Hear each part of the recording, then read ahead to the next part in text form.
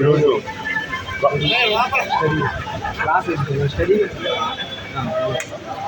ఈరోజు గొల్లపూడి గ్రామంలో ప్రచార కార్యక్రమం స్పందన చేసి గొల్లపూడి గ్రామం అంటే తెలుగుదేశం పార్టీ పంచుకోట పోయిన 2019 ఎన్నికల్లో గాలి ఎంత వీసినప్పటికీ ఇక్కడ తెలుగుదేశానికి భారీ మెజార్టీ వచ్చింది. ఇప్పుడు ఈ ప్రభుత్వం పట్ల తీవ్రమైన వ్యతిరేకత ఉంది. ఇక్కడ స్థానిక నాయకత్వం చెయ్యని దురాగతాలు లేవు.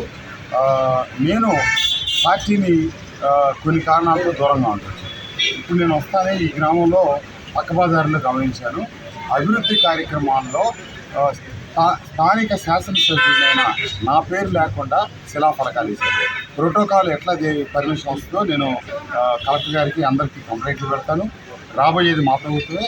ఏ రకమైన ప్రోటోకాల్ లేకుండా అవన్నీ వేశారో మా ప్రభుత్వ అధికారులకు వచ్చాక అవన్నీ తీపిచ్చి ఇప్పుడు ఎవరైతే పేర్లు నా పేరు లేకుండా పెట్టారో వాళ్ళ పేర్లు తీసి మేము ఉన్న పేరుతో మా పేరు పెట్టుకుంటాం. ఎందుకంటే వాళ్ళు చేస్తే మేము చేస్తాం.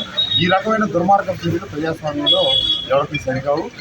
ఈ రకమైనటువంటి చర్యల పట్ల ఈ రకమైన గ్రామంలో ఎన్నికలప్పుడు రాజకీయాలు, మిగిలినప్పుడు అభివృద్ధి, వాళ్ళు చేయదగ్గ సంక్షేమం చేయాలనే ఇంగిత జ్ఞానం లేకుండా పక్షపూరితంగా ఈ గ్రామంలో ప్రజలందరినీ ఇబ్బందులు పాలు చేసింది వైసీపీ పార్టీ.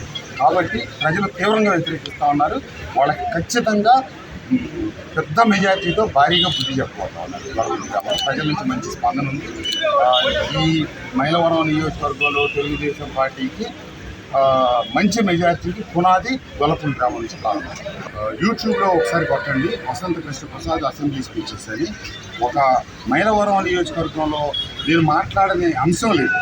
నేను ఈ గొల్లపూడి గ్రామానికి ఇంటి పట్టాలు ఇవ్వాలని చెప్పి అసెంబ్లీని ప్రస్తావించి ముఖ్యమంత్రి దృష్టికి తీసుకెళ్ళి నేను సాధించుకొచ్చాను.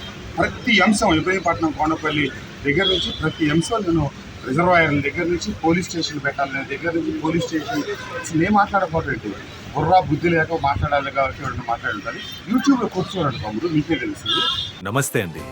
ఇది వ్యాపారం గురించి కాదు, ఓటు గురించి. ఎన్నికల్లో ఓటు వేయడం మన హక్కు మాత్రమే కాదు, కర్తవ్యం. ఎంతో మంది మహా నేతలు శ్రమించి ప్రాణత్యాగం చేసి ఈ అవకాశాన్ని మనకిప్పించారు. అందరూ ఓటు వేద్దాం. ఎందుకంటే ఓటు హక్కు ఊరికే రాదు. నా ఓటు ఎవరికో తెలుసా?